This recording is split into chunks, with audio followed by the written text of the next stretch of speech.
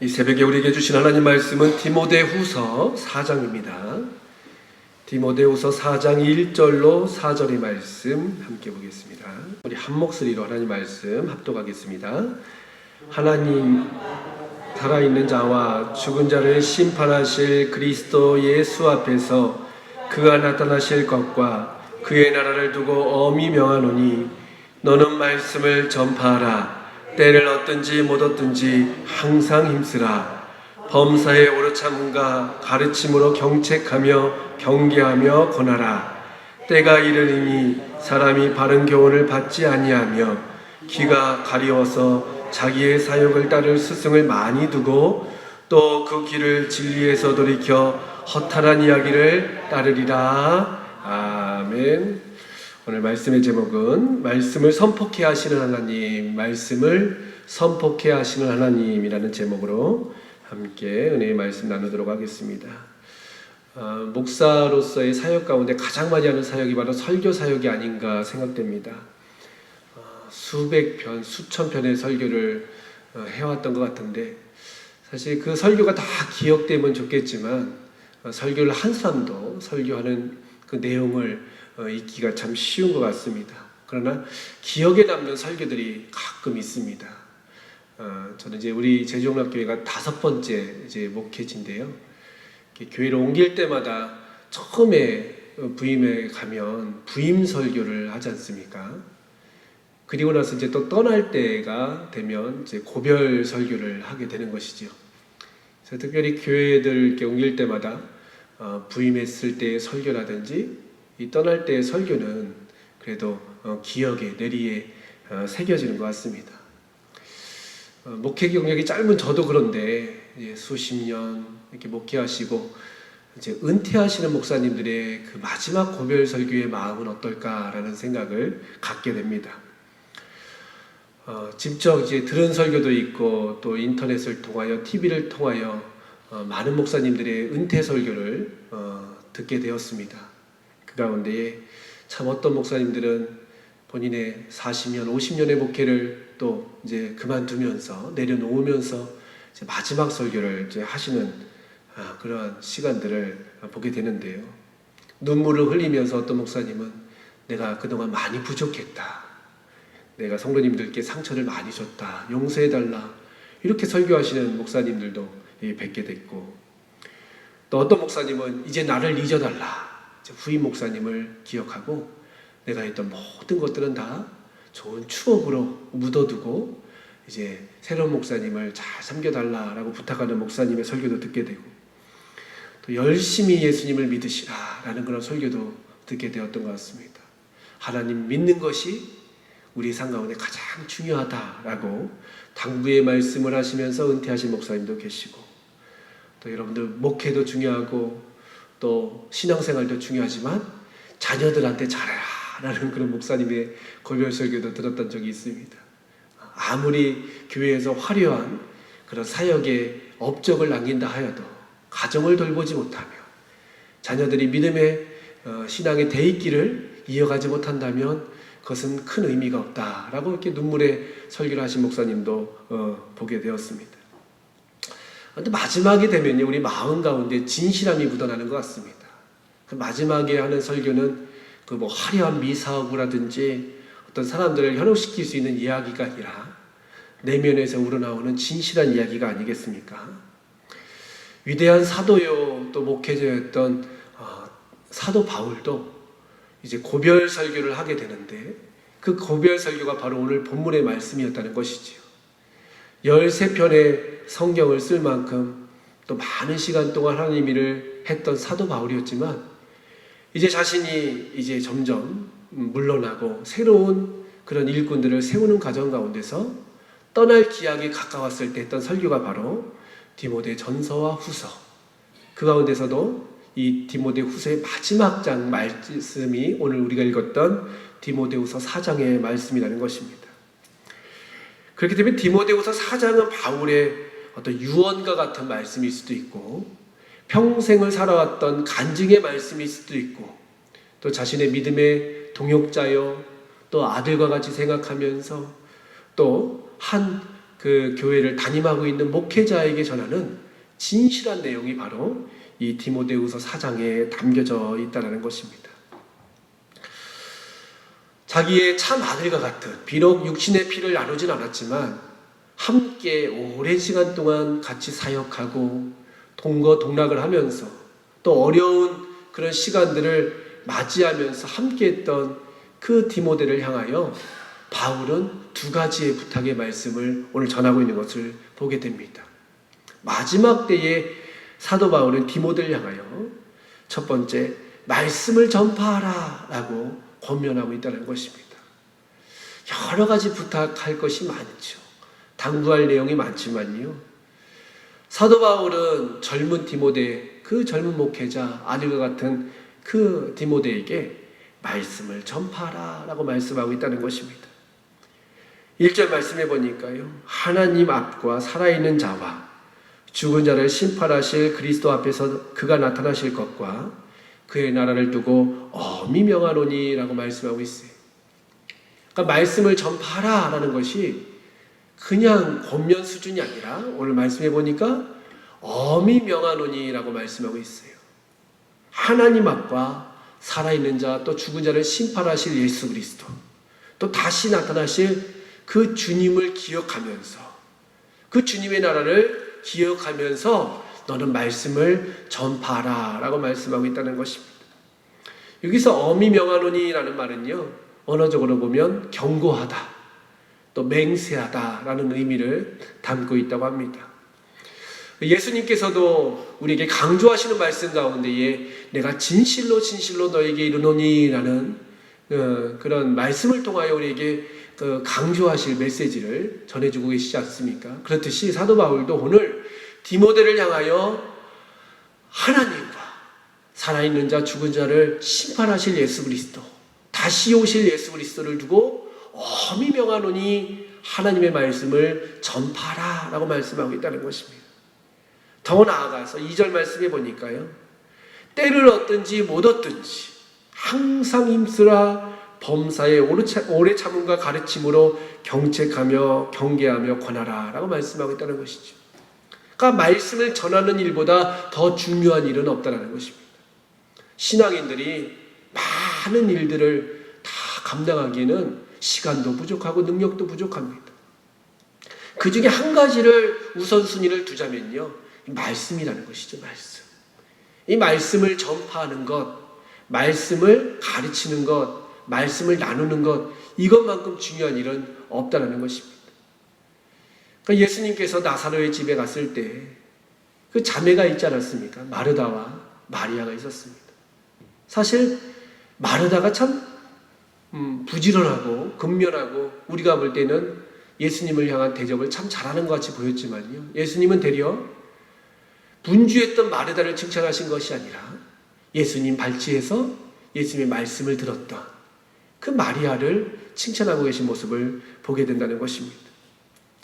그럼 결국 말씀을 내가 먹고 그 먹은 말씀을 나누고 전하는 것, 이것만큼 중요한 것은 없다라는 것입니다. 근데 요즘 성도들을 보면요, 나 혼자 살기에도 참 버거운 것 같습니다. 그러니까 신앙생활을 할 때에 어떤 이 말씀에 대해서 우리가 참 사모하는 것은 좋지만요, 그냥 말씀 들음으로 신앙생활을 만족해하고 또 신앙생활의 모든 일들을 다 끝냈다라고 생각하는 성도님들이 있다는 것이죠. 근데 사실은요, 주님의 말씀을 우리가 먹음과 동시에 전파하고 나누는 것, 그것이 참 중요하다는 것입니다. 그래서 우리 교회에서도 이제 그 코로나 때 좀 어렵고 힘든 그런 시기 아니겠습니까? 그래서 스프레드 영상이라고 여러분 매주마다 짧은 3분짜리 그 영상을 이제 여러분에게 이렇게 제공해 드리고 있는데요. 그것은 나만을 위한 말씀이 아니라 내 주변 사람들에게 또 아직 예수를 모르는 사람들에게 그것을 전하기 위해서, 이 스프레드란 말이 퍼뜨린다는 말 아니겠습니까? 그래서 말씀을 나누고 전하고 증거하는 것이 참 중요하다라는 것입니다. 공급만 받는 신앙생활이 아니라 이제 그 말씀을 가지고 세상을 향하여 담대히 선포하는 것, 나누는 것, 흘려보내는 것, 이것이 주님께서 디모데를 통하여 또 우리에게 주시는 엄한 말씀이라는 것입니다. 요즘에 현대인들의 가장 큰 문제는 잘 먹는데 그 먹은 에너지를 소비하지 않는 것이겠죠. 그러니까 대부분 사람들이 이게 복부가 이게 좀 비만인 경우가 많이 있다고 합니다. 왜냐하면 음식은 고열량 또 많은 그런 칼로리가 있는 음식을 먹는데 그걸 소비하지 않으니까 사실 그 에너지원을 공급만 받지 소비를 하지 않으니까 몸이 망가지고 성인병에 쉽게 노출되어 있다라는 그런 이야기 듣지 않았습니까? 영적인 신앙생활도 마찬가지라는 것입니다. 현대인들이 하나님 말씀을 참 많이 듣습니다. 예배 때도 듣고 또 TV를 틀어도 나오고 유튜브나 인터넷을 통하여 얼마나 많은 말씀이 있습니까? 그러나 그 말씀을 전하는 것은 너무나 어색하고 우리에게 있어서 또 불편함을 느낄 때가 있다는 것이죠. 말씀은 많이 듣는데 일주일에도 10시간 가까이 5시간 가까이 말씀을 듣는 성도님들도 계실 텐데 단 1분도 그 말씀을 다른 사람에게 전하지 못하고 있다면 어쩌면 우리들도 영적인 성인병에 노출되어 있는 사람이 될 수도 있다는 것이죠. 요한계시록에 보면 7교회가 등장합니다. 그 가운데 칭찬받는 교회가 2교회가 등장하는데요. 한 교회는 빌라델비아 교회, 한 교회는 서머나 교회입니다. 근데 이 서머나 교회를 향하여 주님이 칭찬하신 말씀을 보니까 참 재밌는 표현이 있습니다. 네가 궁핍하나 실상은 부유한 자다라고 말씀하고 있다는 것이죠. 그러니까 겉으로 볼 때는 궁핍해요. 가진 것이 없어 보이고 뭔가 나눠줄 것이 없어 보이는 서머나 교회였는데요. 주님 보실 때는 부유하다라고 표현하고 있다는 것이죠. 그러니까 왜 부유하겠습니까? 영적으로 왜 부유하겠습니까? 하나님이 주신 작은 것을 가지고 많은 일을 하기 때문에 그것이 바로 하나님 보실 때 영적인 부유함 아니겠습니까? 반대로 영적인 궁핍함은 뭐겠습니까? 겉으로 볼 때는 많은 것을 가지고 있는데 많은 지식이 있고 많은 능력이 있고 많은 시간이 있음에도 불구하고 그것을 나눠주거나 그것을 영적으로 흘려보내지 못하고 있다면 그것은 영적으로 궁핍한 자가 될 수밖에 없다는 것입니다. 그래서 주님께서 오늘 우리에게 원하시는 것도 바로 무엇이냐면 내가 하나님 말씀을 들었다면 짧은 그런 시간이라도 내 자녀들에게, 내 형제들에게, 내 동료들에게 하나님 말씀을 전하는 것. 짧은 메시지라도 하나님 믿으세요? 예수님만이 생명입니다 라고 전할 수 있는 그 믿음이 주님 보실 때의 아름다운 삶이라는 것입니다. 여러분 병원 다니시는 분들 혹시 계십니까? 정기적으로 병원 다니실 때 가장 두려운 것이 무엇입니까? 의사 선생님이 이렇게 하세요 라고 시켰는데 그렇게 하지 않은 거예요. 그리고 그 의사 선생님을 만나려고 하면 얼마나 두렵겠습니까? 운동을 하루에 3시간씩 하세요 했는데 운동을 3시간은커녕 30분도 못하고 의사 선생님을 만난다고 할 때 아이고 또 어떻게 혼날까 또 뭐라고 둘러댈까 막 이런 생각을 많이 하지 않습니까? 근데 반면 3시간씩 운동하십시오 했을 때 4시간을 하고 5시간을 하고 의사 선생님 말씀을 잘 따랐던 사람은요 병원에 가는 발걸음이 가벼울 것입니다. 그렇듯이 주님께서 오늘 우리에게 분부하신 것은 바로 뭐냐면 때를 얻든지 못 얻든지 이것은 바로 뭐냐면 열매가 있든지 없든지 어떤 성과가 눈에 보이게 나타나든지 나타나지 않든지 짧게라도 하나님 말씀을 전하라. 그것이 바로 주님께서 우리에게 주시는 말씀 또 사도 바울을 통하여 디모데에게 주신 말씀이었다는 것입니다. 그렇다면 두 번째 이 사도 바울이 디모데에게 분부하고 있는 말씀은 뭐냐면요 3절 4절에 나오는데 바로 말씀을 가르치라라는 것입니다. 말씀을 전하는 것이 이제 하나님의 사람으로 초청하는 일이라면 그 사람을 하나님의 제자요 예수 그리스도의 선한 증인으로 만들기 위하여 이제는 말씀을 가르치라라는 것입니다. 주님께서도 부활 승천하실 때에 모든 족속을 제자로 삼아 아버지 아들과 성령의 이름으로 세례를 주고 내가 너에게 분부한 모든 것을 가르쳐 지키게 하라 라고 말씀하고 있지 않습니까? 가르치는 일이 참 중요하다는 것입니다. 전도로서 끝내는 것이 아니라 신앙생활을 잘 할 수 있도록 하나님의 말씀을 가르치는 것이지요. 여러분 말씀해 보니까 마지막 때가 되면 사람들이 다 귀를 닫는다는 거예요. 바른 교훈을 받지 아니하고 세상에게 있어서 자기가 원하는 말씀, 자기가 원하는 이야기만은 듣지 하나님의 생명의 말씀을 듣지 않으려 한다라고 기록되어 있다는 것입니다. 가려운 길을 시원하게 해줄 스승은 찾지만 참 생명으로 인도하는 하나님의 복음을 듣지 않으려 한다라고 말씀하고 있다는 것입니다. 지난 2014년에요. 우리나라의 그 교황 프란치스코 교황이 방한한 적이 있습니다. 이제 여러분 프란치스코 지금 교황 있지 않습니까? 그분이 2014년에 이제 방한을 했는데 우리나라에 왔는데요.